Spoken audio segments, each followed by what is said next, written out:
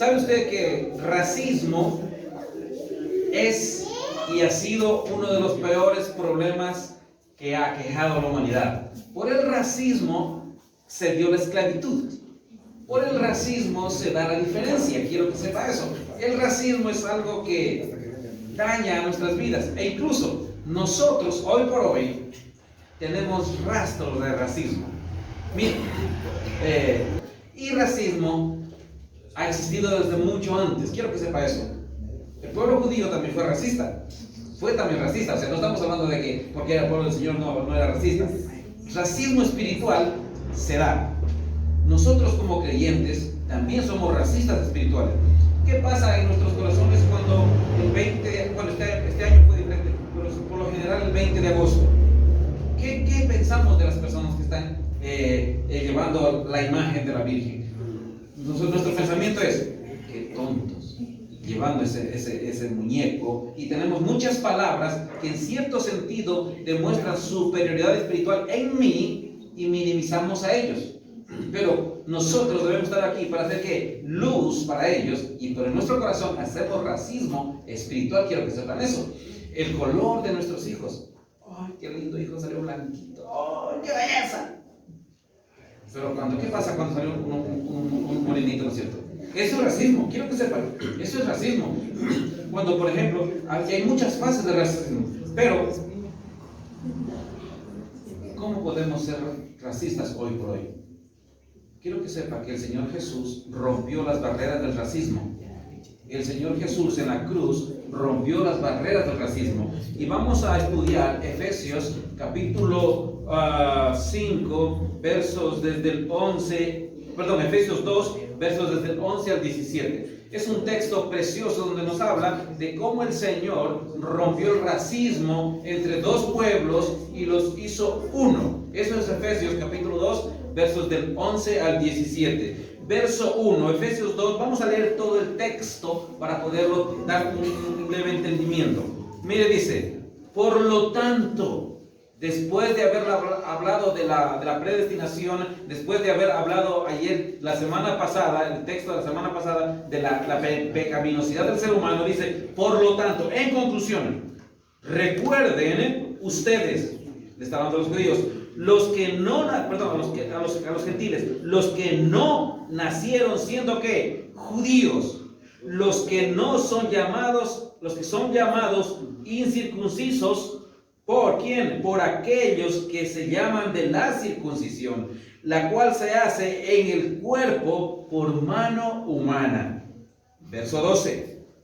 Esto es los gentiles. Recuerden que en ese entonces ustedes estaban ¿qué? Separados de Cristo. Número 2, excluidos de la ciudadanía de Israel. Número 3, ajenos a los pactos de la promesa. Número 4, sin esperanza. Y número 5, sin Dios. Eso éramos nosotros, los que estamos fuera del pacto. Ahora, desde el verso 13 al verso 17 habla de lo que Dios hizo para romper todo este racismo espiritual. Verso 13 dice, pero ahora, ¿en quién? En Cristo Jesús, a ustedes, a nosotros, que antes estábamos que lejos, Dios los ha acercado mediante ¿qué? La sangre de Cristo. Los que estábamos lejos, ahora estamos cercanos mediante la sangre de Cristo. Verso 14, dice,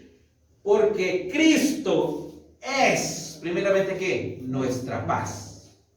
¿Quiénes? De los dos pueblos ha hecho uno solo, derribando mediante su sacrificio el muro de enemistad. ¿Qué pasa? Que nos separaba.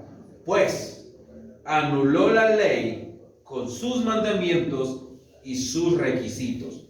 Esto lo hizo para crear en sí mismo, en Cristo, de los dos pueblos, una nueva humanidad para hacer la paz, para reconciliar con Dios a ambos en un solo cuerpo, mediante ¿qué? La cruz, por la que dio muerte a la enemistad entre los dos pueblos. verso 17, me encanta. Él vino y proclamó paz a ustedes que estaban lejos y paz a ustedes que estaban ¿qué? Cerca, a los gentiles y a los judíos. Por eso hoy vamos a hablar de que Cristo derribó el racismo espiritual, algo que nos aqueja hoy a muchos de nosotros. Porque muchos de nosotros decimos, yo soy de tal iglesia, el otro dice, yo soy de tal iglesia, y a veces no guardamos esa amistad como un solo pueblo de Dios. Eso es racismo. Y sobre todo cuando pensamos que, no, mi iglesia tiene la razón, la tuya no tiene la razón, porque no hace esto, porque no hace aquello. ¿Sí? No, eso es racismo espiritual, eso estarnos dividiendo como iglesia. Por eso dice, primeramente, Él derribó el racismo espiritual. Mire, Efesios capítulo 1, Pablo nos habló y nos dijo que Él nos eligió, que Él nos redimió y que Él nos selló. Padre nos eligió, el Espíritu, el Cristo nos redimió y el Espíritu Santo nos selló. Eso es en la primera parte. En el capítulo 2, la semana pasada, estuvimos hablando de que Efesios 2, desde el verso 1 al 10, que miramos el contraste entre la humanidad caída sin Cristo y, es decir, entre la creación y su creador. Eso hablamos la semana pasada. ¿Cómo éramos sin Cristo? ¿Qué hacíamos sin Cristo? Pero lo que hizo Cristo por nosotros. Ahora, hoy, vamos a ver Efesios capítulo 2, versos del 11 al 17. Se ve la separación entre los judíos y los gentiles y cómo Cristo ha unido estos dos pueblos. Miren, primero, ¿quiénes? Versos del 11 al 12, Efesios 2, versos del 11 al 12 dice, lo que eran los gentiles separados de Cristo, lo que es una persona separada sin Cristo, lo que le toca vivir a alguien que no tiene a Cristo. Primero, el que está sin Cristo no tiene relación con Cristo, está separado de Él. Número uno, no es porque esté aquí en la iglesia, no es que porque esté afuera, no, es que porque no tiene a Cristo. Hay otros problemas muy grandes de la humanidad hoy por hoy, que otros dicen, yo por ser evangélico estoy salvado, o por ser de variadas lugares religiosos.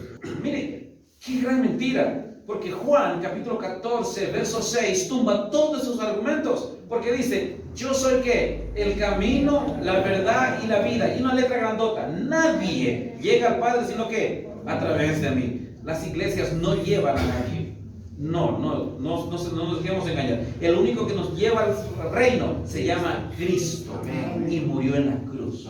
Él es el que nos lleva. Mire, las leyes del Antiguo Testamento ponían un gran abismo entre los judíos y los gentiles. Quiero que sepa eso. En el Antiguo Testamento, para nosotros los gentiles, no había entrada en el templo. Había ciertos sectores, nada más. Mire, éramos extranjeros sin esperanza, sin verdad, sin Salvador y sin esperanza de vida. Esa es una persona que no tiene a Cristo. Miren, por eso el verso 11, la primera parte dice, el verso 11, ¿a quién les escribe primeramente? A ustedes, recuerden, los gentiles de nacimiento, los no judíos. La obra de reconciliadora no es solamente entre Dios y el individuo. No solamente que yo, wow, Señor, estoy bien con Dios, qué bueno que estoy bien con Dios, sino que también es la obra reconciliadora con la humanidad entera. Si yo soy creyente, si yo estoy en Cristo y no estoy buscando reconciliarme con las demás personas, yo debo de pensar bien en lo que estoy haciendo, porque Cristo en la cruz me reconcilió con Dios y yo no tengo la autoridad para no reconciliarme con los demás. Esa es la obra reconciliadora. Ustedes, los no judíos, que no tenían un reino. Mire, verso 11, la segunda parte, los que se llamaban ¿qué? Los llamados incircuncisos por la circuncisión. Aquí había burla. ¿Por qué? Porque los judíos nos menospreciaban. Los judíos se burlaban de nosotros. Tal y cual nosotros hacemos con aquellos que no son creyentes. Yo también he escuchado, hasta yo me he burlado de ellos, porque he puesto palabras agresivas acerca de su vida. Qué flojo, ¿por qué no dejes esa vida? Qué tan fácil que es. Pero si no fuera por Cristo, para mí, en mis tiempos, también fue imposible dejar mi estilo de vida. Pero si no hubiese sido por Cristo, que un día vino a mi corazón, me selló, me lavó, me purificó la vida, igual estuviera perdido. Y también yo muchas veces he llamado flojos a aquellos que no podemos dejar nuestro estilo de vida pecaminoso. No solo estábamos muertos espirituales, sino que también no teníamos acceso al reino de Dios. Ustedes, los llamados incircuncisos por los circuncisos, antes de ser salvos, los gentiles, los no creyentes, están sin Cristo, sin estado, sin amigos, sin esperanza, sin Dios, sin esperanza. Sin esperanza, antes usted y yo teníamos pavor pensar en la muerte. Pensar en la muerte es lo peor. ¿Por qué? Porque tenemos miedo a enfrentarnos cara a cara con Dios. Porque usted y yo, cuando no tenemos paz en nuestro corazón, le tenemos un pavor a la muerte, porque sabemos aquí que nos vamos a encontrar con Dios. Y es un juez justo que va a saber hacer un buen juicio de nuestras propias vidas. Sin Dios, algunos creen en Dios, creen en un Dios amoroso. ¿Por qué me va a castigar? ¿Por qué me va a enviar al infierno? Otros dicen, bueno, donde Dios quiera ponerme, ahí voy a ir. Esa es la mentira más grande que han inventado las religiones. Piensan que no es un Dios malo.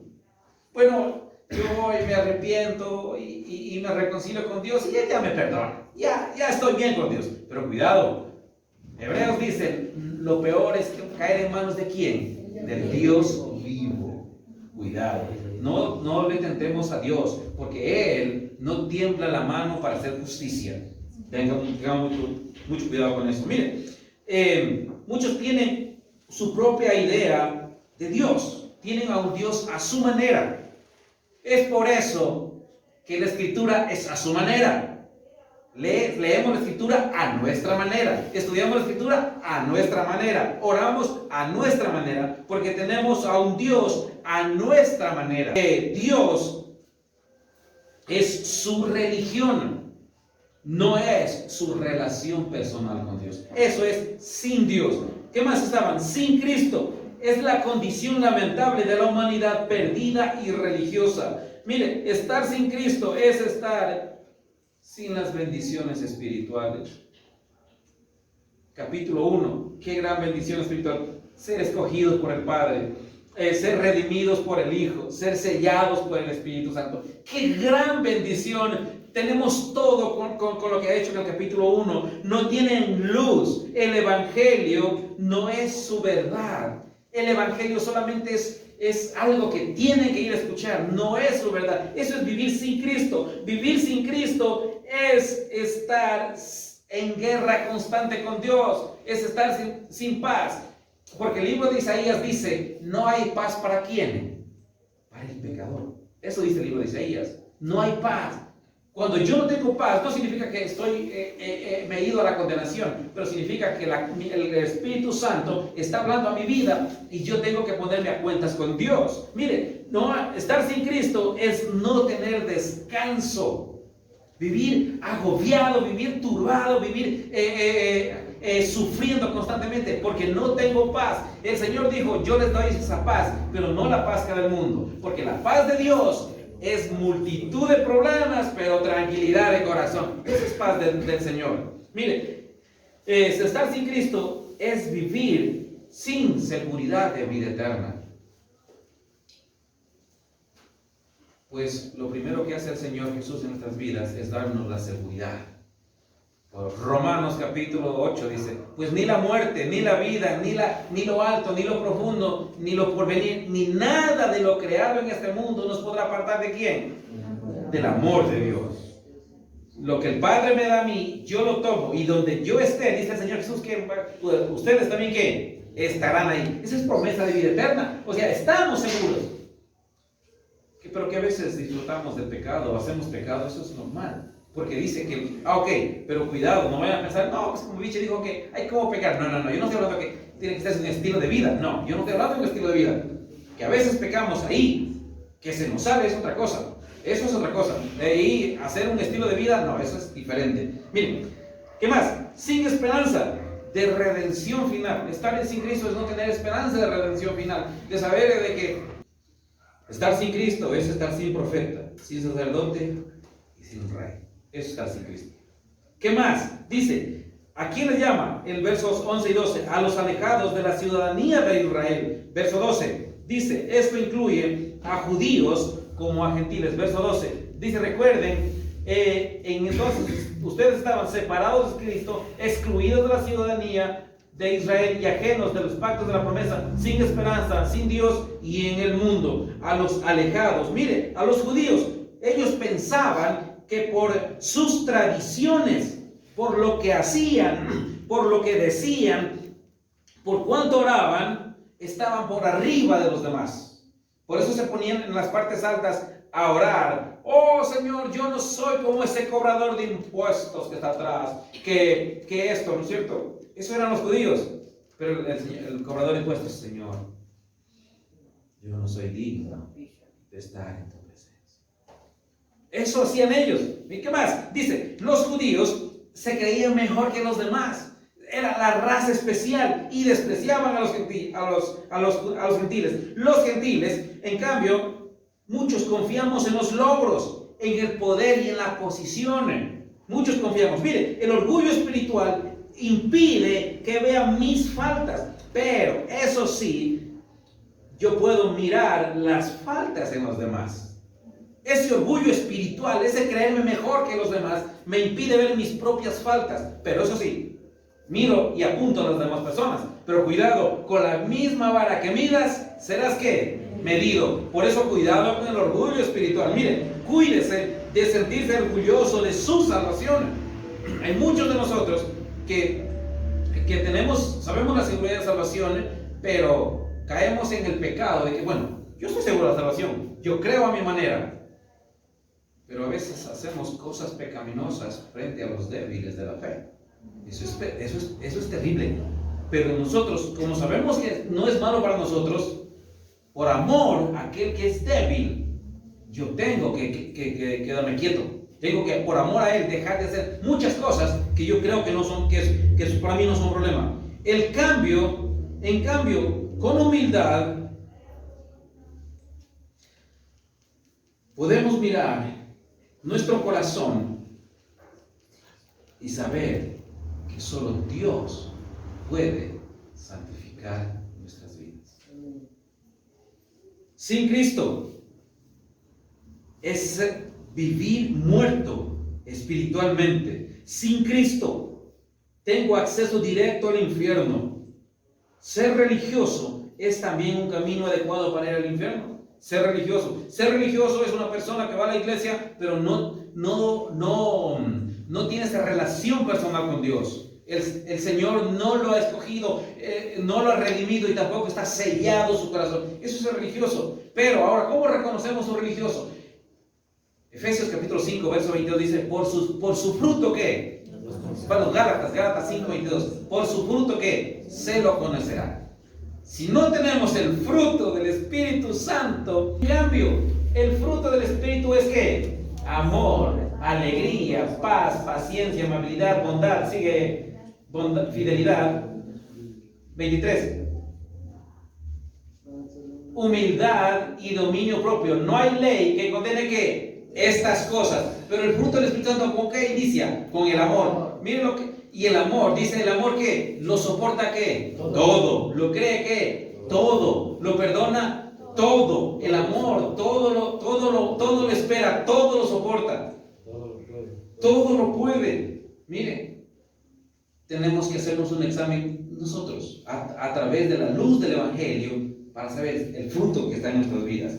Primeramente, habla de que cómo es la barrera entre los judíos y los gentiles. Ahora, versos del 13 al 17, lo que Dios hizo es que nos reconcilió en Cristo. Miren lo que dice del verso 13 al verso 17. Dice, pero ahora en Cristo Jesús, a ustedes que antes estaban lejos, Dios, ¿qué pasa? Los ha acercado. ¿Mediante qué? La sangre de Cristo. Mediante la sangre de Cristo, de su muerte sacrificial por nuestros pecados, nos ha reconciliado con Dios y con el prójimo. Yo no puedo decir que soy creyente y vivir enemistado con mi prójimo. No, eso es una mentira. Si yo estoy bien con Dios, reflejo mi relación personal con los demás. ¿Por qué? Porque, aunque usted no lo crea, Dios puso a aquellas personas que nos fastidien, nos hostiguen, nos mermen la vida para practicar ese amor sacrificial. Y sobre todo eso está en la pareja, en el cónyuge, esposo, esposa. ¿Nos puso para qué? Matrimonio, para poder practicar ese amor sacrificial. Porque es fácil amar a los amigos, perdóname, está bien, no hay problema. Pero ¿qué pasa en nuestro matrimonio? Cuando yo le digo a mi esposa, ¿sabes qué? Está bien, perdón, me equivoqué. O en el contrario, del esposo, de la esposa al esposo, y después de 2 horas hace lo mismo otra vez. La otra semana lo mismo otra vez. Bueno, ¿qué piensas? ¿Soy burla o qué? Ya, pues, o te decides o no te decides. Eso no es perdón. El perdón es, Pedrito me dijo, ¿cuántas veces tengo que perdonar al que ofende a mí? 70 veces 7. Si usted lo multiplica, son 490 veces. Perdón no es una acción mía, es una decisión que tengo a través de mi relación con Dios. Si Dios me ha perdonado a mí, yo experimenté el perdón y puedo perdonar a los demás. Es todo esto en Cristo, en su muerte sacrificial. Cristo rompió en la cruz, rompió la barrera que se interponía entre judíos y gentiles. Hay un dato muy importante. Miren, en el templo judío, en la muralla que separaba entre el atrio y los gentiles, había una escritura, un escrito grandote así, un rótulo que advertía que matarían a cualquier gentil que pasara desde ese punto.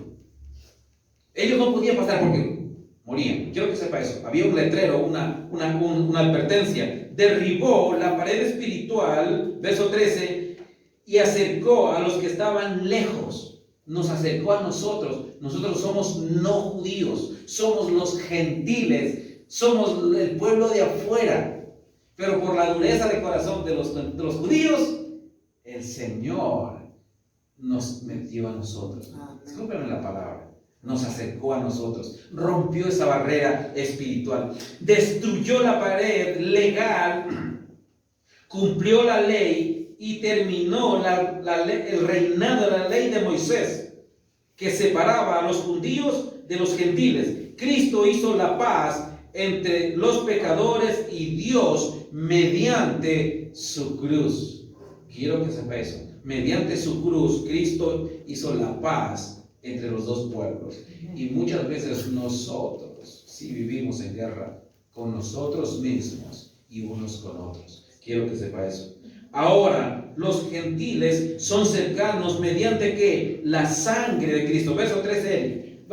Pero ahora, en Cristo Jesús, a ustedes que antes estaban lejos, Dios los ha acercado mediante ¿qué? Mediante la sangre de Cristo. Ya no están lejos. La sangre de Cristo ha logrado que la unidad, la unión, ese sacrificio perfecto unió los dos pueblos.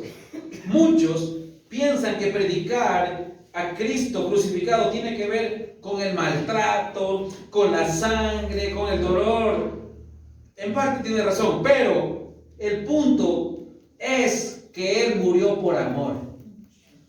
Por amor, que lo demostró con esa crucifixión atroz, sí, pero lo que Él lo tuvo ahí, lo mantuvo en silencio, lo que no lo bajó de la cruz, lo que lo llevó a cumplir todos los decretos del Antiguo Testamento es el amor hacia usted y hacia mí, y hacia las futuras generaciones y las que han pasado anteriormente a nosotros. Cristo crucificado significa que predicamos a un Cristo, a un Jesús sacrificial, que todo hace por amor, desde el principio hasta el fin, todo hace por amor. Mire, la sangre nos acerca. Muchos sugieren diferentes formas de acercarse a Dios. Unos piensan que por buenas obras, por buen comportamiento. Otros piensan que por leer la Biblia o por hacer oraciones bonitas se acercan a Dios. No, es la sangre de Cristo la que nos acerca a Dios.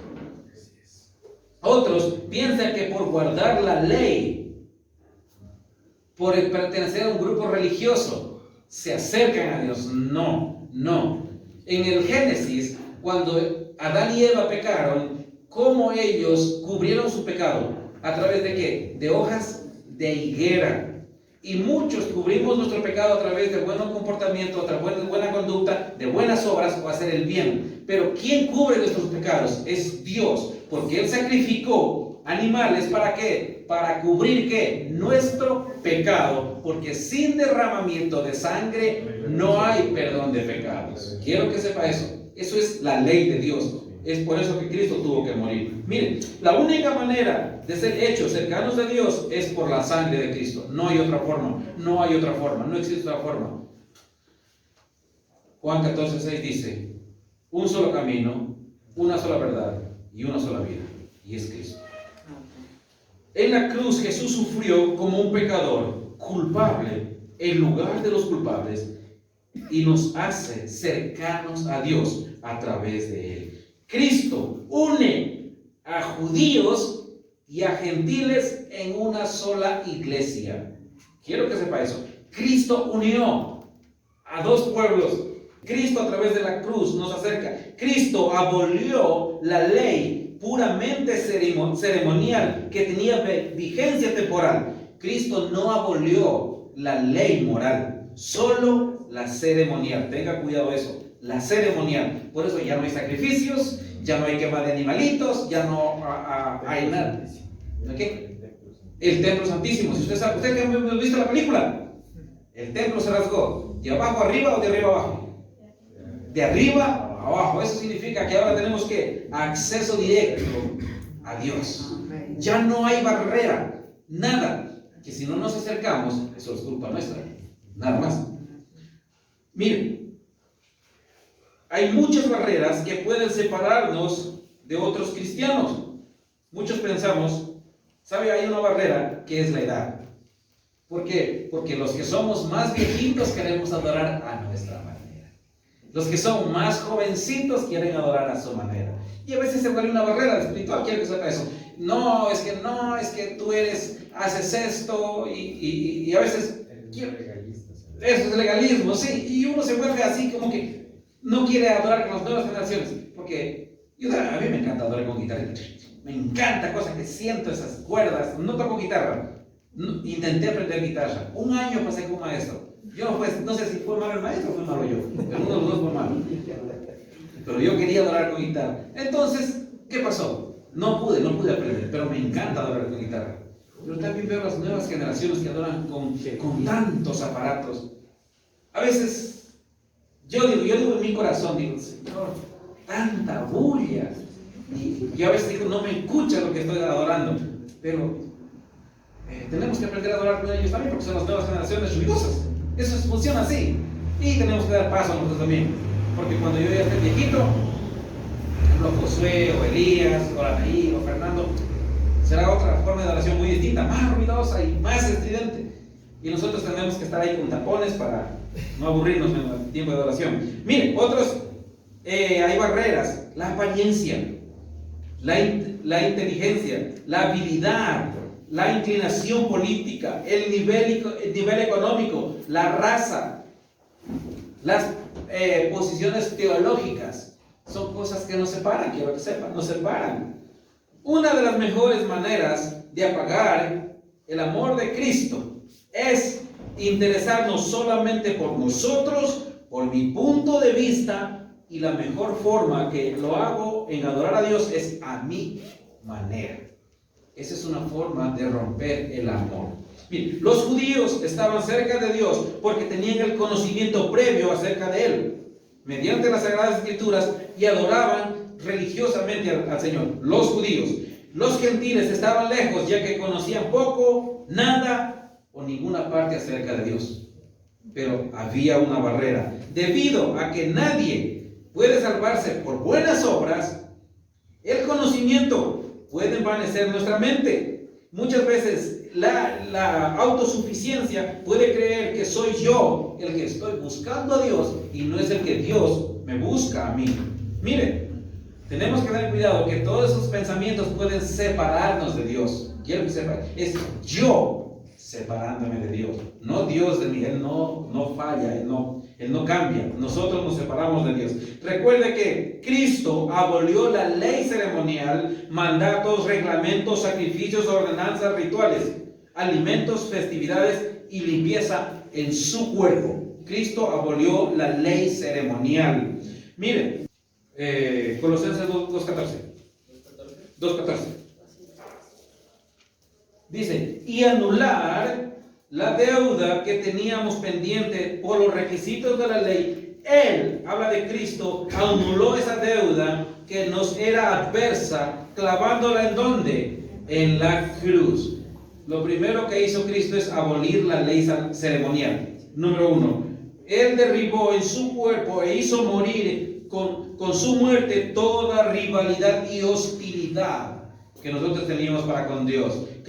Número 2, Cristo creó una nueva humanidad, un nuevo hombre, un nuevo reino en sí mismo. La iglesia, el cuerpo de Cristo, donde no existen diferencias, donde no existen divisiones, donde no existen yo. Somos nosotros, no existen divisiones sociales. Todos somos iguales delante de ¿quién? De Dios. Hombres y mujeres somos iguales delante de Dios. Cuidado, porque hay una estadística muy penosa de que en la iglesia cristiana evangélica el hombre está abusando espiritualmente de las esposas.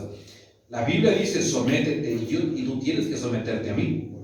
Sí, yo quiero que sepa eso. Hay un estudio muy fuerte que los hombres están abusando. Número 2, que también hay otro estudio que dice que las mujeres están empezando a abusar espiritualmente de los hombres cuando están sobrepasando el rol que fue asignado a ellos. Quiero que sepa eso. Miren lo que dice Gálatas capítulo 3 verso 28 acerca de que Dios creó una nueva humanidad. Esclavo ni libre, hombre ni mujer, sino que todos ustedes son unos en ¿quién? En Cristo Jesús. Ya no hay diferencia. Todos somos iguales en Cristo Jesús. Cuidado, hombres, de abusar por nuestro poder como posición, o mujeres también, porque eso está haciendo la iglesia cristiana. Lastimosamente estamos cayendo en ese abuso. Miren, la reconciliación ha sido completa, abriéndose toda división y desigualdad, toda barrera que bloqueaba o cerraba el acceso al no judío, al gentil. Ahora ha sido ¿qué? Abolida, ha sido quitada. ¿Por quién? Por la sangre de Cristo. Cristo, número 3, Cristo nos reconcilió. A nosotros que estábamos peleados, estábamos divididos, Cristo nos reconcilió. Cuando judíos y gentiles vamos con humildad, de sincero arrepentimiento delante de Cristo como pecadores, Él nos convierte en una nueva naturaleza. Segunda de Corintios capítulo 5 verso 17 dice, los que están en Cristo, ¿qué son? Nueva criatura. Es un texto muy conocido, por eso no lo pongo.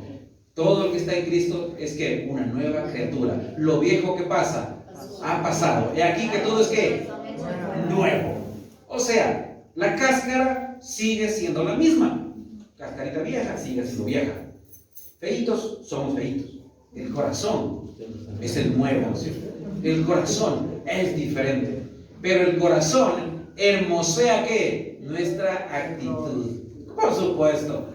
No puedo decir soy cristiano y andar ahí con cara de limón agrio. No, tenemos que mostrar ese Cristo que está en nuestras vidas. Esto significa que cuando Jesús oró en Juan 17, Padre, así como somos yo uno contigo, que ellos también sean que uno contigo. Mire, Cristo estuvo orando acerca de esa reconciliación que iba a ser mediante la sangre. ¿En quién? En la cruz.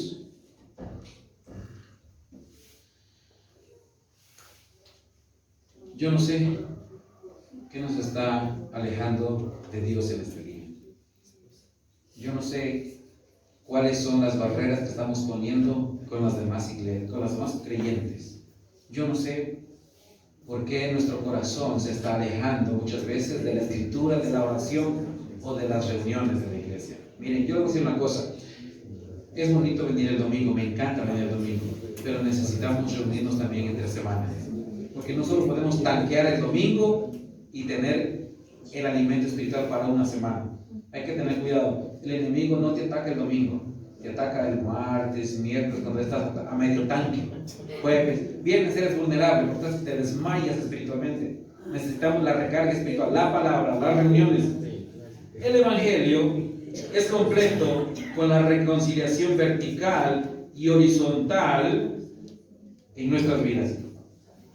Vertical y horizontal. Ahí es el evangelio completo. Miren, Cristo nos acercó a nosotros. No debemos hacer clasismo espiritual. Quiero que sepa eso. Hablemos con todos. Tengamos amistad. Que piensan diferente con nosotros. Pero eso no tiene que separarnos. Una iglesia clasista, es una iglesia que rompe el propósito del amor de Dios. Una iglesia que clasifica, ha roto el mandamiento. La iglesia de Cristo debe ser un refugio, un hospital, los brazos de la mamá a la cual acudimos todos cuando necesitamos o tenemos dolor, pena o sufrimiento. Cristo rompió las barreras y nosotros no tenemos por qué hacer clasismo espiritual. ¿Sí? Vamos a orar.